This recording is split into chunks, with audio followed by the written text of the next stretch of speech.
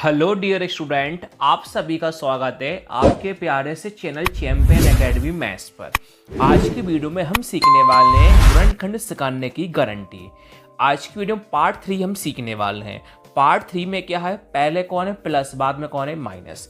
Part 1 में हमने सीखा था प्लस प्लस वाला, पार्ट 2 में सीखा था हमने माइनस माइनस वाला, पार्ट 3 में सीखने वाले हैं प्लस माइनस वाला, और लास्ट वीडियो पार्ट 4 में सिखाऊंगा आपको माइनस प्लस वाला। गुणनखंड में 4 प्रकार के प्रश्न बनते हैं। अगर चारों टाइप की आप वीडियो देख लोगे तो आपका जीवन में कभी भी गुणनखंड में कोई डाउट नहीं होगा। चलिए आज का टॉपिक करते हैं हम स्टार्ट। जैसे आप सभी के सामने प्रश्न है 5x घात 2 प्लस x माइनस का 4। सबसे पहले यहाँ पर क्या है, संख्या होना कंपलसरी है। जैसे यहाँ पर माइनस का 4 है, यहाँ पर प्लस का 5 है। अगर यहाँ पर कोई संख्या नहीं है तो आपको समझने के लिए कितना मानना है, 1 मानना है। एक का भी लिखना नहीं है, मैं केवल आपको समझने के लिए 1 लिख देता हूँ बस। अब हमें क्या करना होता है, ऐसी दो संख्या चाहिए होता है कि उन्हीं दोनों संख्या से गुणा करने पर संख्या आए, उन्हीं दोनों संख्या से प्लस माइनस करने पे संख्या आए। एक का भी लिखा नहीं जाता, एक केवल मनी मन अपन को समझना होता है। अब ध्यान से देखना अपन कैसे करेंगे। देखिए सबसे पहले क्या करते हैं, अपन आगे का गुणा पीछे करते हैं। सब लोगों को पता है अगर अंक किसी का चिन्ह को इसका मानते प्लस का मानते हैं, ये प्लस का चिन्ह है, ये माइनस का है, तो प्लस 4 का इंटू माइनस 4 में करेंगे तो इंटू 1 में प्लस माइनस क्या होता है, माइनस होता है। तो 5 इंटू 4 कितना होता है, 20 होता है। ये माइनस का 20 क्या करने पे आया, गुणा करने पे आया। अब संख्या को देखा जाता है बीच में, तो बीच में कौन है, प्लस का 1 है, तो कौन लिख दूंगा, प्लस का 1 लिख दूंगा। अब आपको ऐसी दो संख्या चाहिए कि उन्हीं दोनों संख्या से गुणा करने पर माइनस का 20 आना चाहिए, उन्हीं दोनों संख्या से प्लस करने पे 1 आना चाहिए। कैसे पता चलेगा, तो मैंने आपको पार्ट 1 पार्ट 2 में सिखाया था, जो भी गुणा करने पर संख्या होती है उसका हम कर लेते हैं अभाज्य गुणनखंड। तो कौन है, 20 है, 20 का हम कर लेंगे अभाज्य गुणनखंड। सब लोगों को पता है पहले किससे काटते हैं, 2 से काटते हैं। 2 का पारण 2 कितनी बार में आता है, 1 बार में। 0 का 0। अब 2 का पारण 10 कितनी बार में आता है, 5 बार में। 5 एकम 5। अब इन्हीं संख्या से हमें पता करना है कि गुणा करने 20 कैसे आएगा, प्लस करने पे कैसे आएगा। पहले हम क्या करते हैं, एक इस संख्या को इन दोनों संख्या से मिला के देखते हैं कि गुणा करने में 20 आता है कि नहीं आता, प्लस करने पे 1 आता है कि नहीं आता। देखो एक हमने कौन लिया, 2 लिया, कौन लिया 2, एक इन दोनों को मिला के लिया। 2 इंटू 5 कितना होता है, 10। एक 2 लिया, एक 2 इंटू 5 10 लिया। हमेशा लेते हैं पहले बड़ी संख्या। 2 इंटू 5 इन दोनों को मिला के 10 लिया, एक हमने 2 लिया। तो हमने क्या करा, 10 ऊपर लिखा, 10 हमने नीचे लिखा, 2 ऊपर लिखा, 2 नीचे लिखा। कौन करना है, गुणा।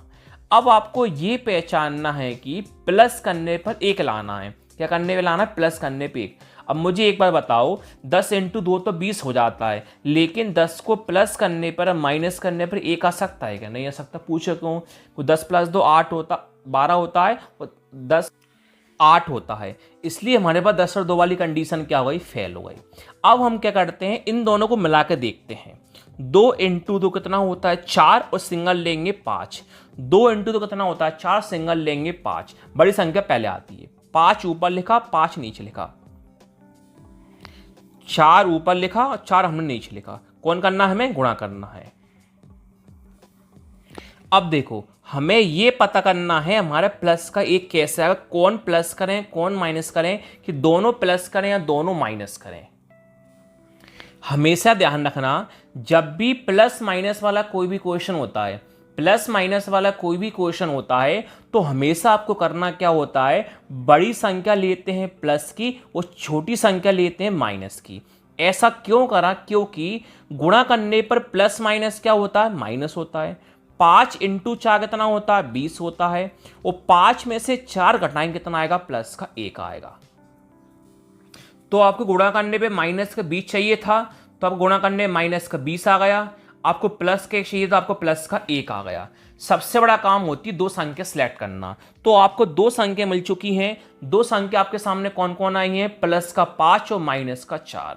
हमें वही सिलेक्ट करना होता है इंपॉर्टेंट 2 संख्या। अब हम x के साथ लिख देंगे, प्लस का 5x और माइनस का 4x। अब कैसे करेंगे, ध्यान से देखना। फर्स्ट और लास्ट लिखा जाता है सेम। फर्स्ट कौन है, 5x², लास्ट कौन है, माइनस का 4। 2 संख्या कौन कौन आई हैं, प्लस का 5 और माइनस का 4। लिख देंगे प्लस का 5x और माइनस का 4x।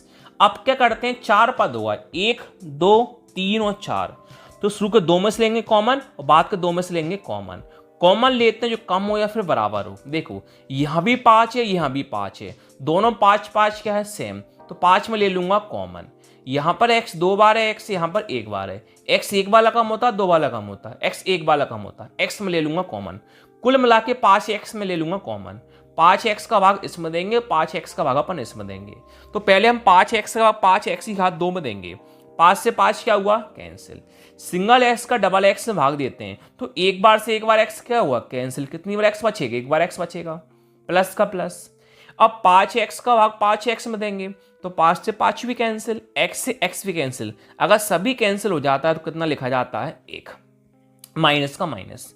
अब 4x और 4 में भाग लेंगे, तो दोनों में 4 4 क्या है सेम, तो 4 ले लूंगा मैं कॉमन। अब -4 का भाग इसमें, -4 का भाग इसमें। अब -4 का भाग -4x में देंगे, माइनस से माइनस कैंसिल, 4 से 4 कैंसिल, कौन बचा x। अब -4 का भाग -4 में देंगे, तो माइनस माइनस क्या होगा प्लस, 4 का भाग देंगे 4 में, 4 के बार में 4 कितनी बार में आता है, 1 बार में। अब देखो x प्लस 1 कितनी बार आया, 2 बार, इसको लिख दो 1 बार। अब कोष्टक के बाहर कौन बचा, 5x माइनस का 4, इसको लिख दो 1 बार। तो यही आपका फाइनली आंसर हो गया। Thank you.